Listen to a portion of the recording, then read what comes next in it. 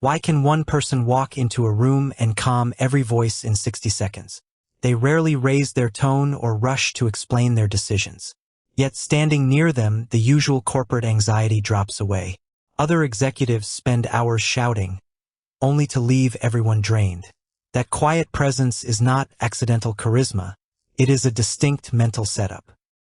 A rival secures a funding round, and your chest tightens before dinner. You catch yourself dismissing their win as pure market luck. Then comes the quiet guilt for feeling that bitter spike. This reaction is not a moral flaw or personal defect. It simply means your cognitive bandwidth has slipped into scarcity mode. When a peer cuts you off in a meeting, your brain sounds an alarm. The amygdala processes that social slight like a physical attack. Because it flags danger, it pushes blood toward immediate defense. That is why sharp remarks slip out before rational thought can step in. Seasoned executives, however, run that exact impulse through a different loop. Watch seasoned leaders absorb an aggressive insult without blinking. They do not suppress their temper through raw willpower alone. Their prefrontal cortex reframes the attack in less than a second. They assume the aggressor is overwhelmed by their own pressure. By shifting the focus, they keep their own clarity fully intact. Consider what happens when personal stability depends on external scorecards. A missed quarterly bonus feels like total personal defeat. Psychologists describe this state as low self-differentiation. When your identity relies on outside applause, any market shift shakes you. That dependency builds an invisible trap around your daily focus. We often treat our defensive pride as protective armor. In reality, it narrows our awareness to tiny disputes.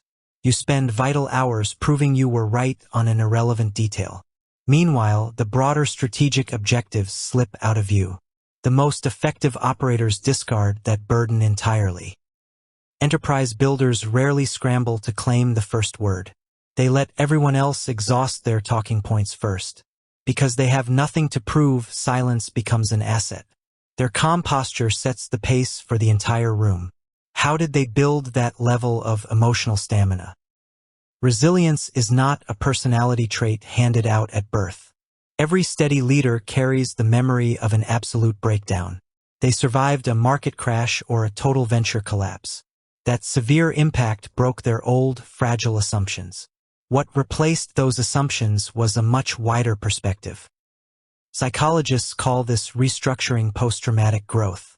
When severe difficulty shatters a rigid ego, it creates space.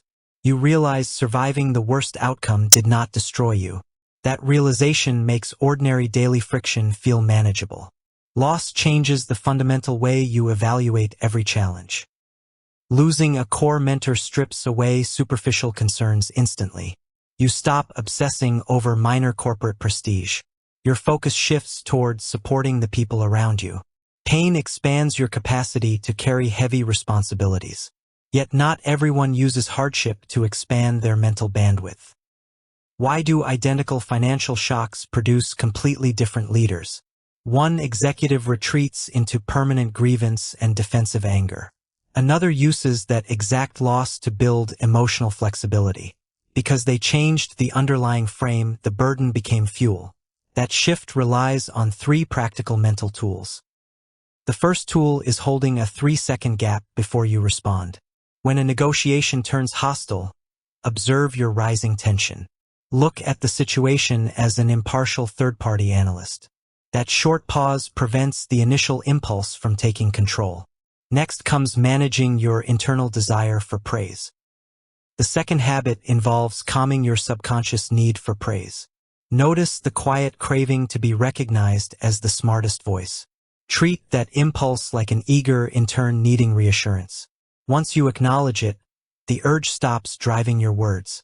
Then comes facing the flaws you prefer to hide. The third tool is radical acceptance of your own limitations. Admitting where you lack skill creates authentic confidence.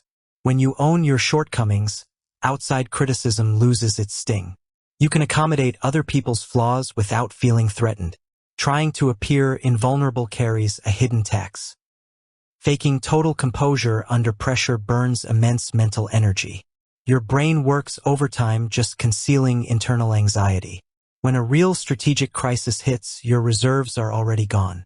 Suppression looks like strength, but it guarantees early burnout. Direct honesty about your feelings delivers far better results. Admit petty feelings directly. I feel frustrated by their success. Stating the truth to yourself activates your observing mind. The moment you name the envy, its hold begins to dissolve. If you have insights on this approach, share your thoughts below. Mastering internal darkness creates immense external poise. A self-differentiated leader does not wobble in rough markets. They view hostility as evidence of the opponent's instability. Their core worth remains unchanged by outside commentary. They absorb turbulence without returning the aggression. That quiet restraint changes the dynamic of every conflict. Your heavy calm forces an aggressive rival to hear their own shouting. Without counterattacks to fight against, their posture collapses. They suddenly recognize their own pettiness in the silence. You take control of the exchange without raising your voice. Presence comes down to the volume of internal space you hold. True presence is never about being completely immune to injury. It is the elastic capacity to hold friction without snapping. Every past failure was simply heat expanding your mental frame. What it really came down to was, real presence was forged in silence. You already hold the internal architecture to remain unshaken. When someone provokes you today, notice their inner turmoil first. Take a steady breath and let their noise pass right through. Your prefrontal control expands each time you choose composure. You do not need to fight to protect your sovereignty.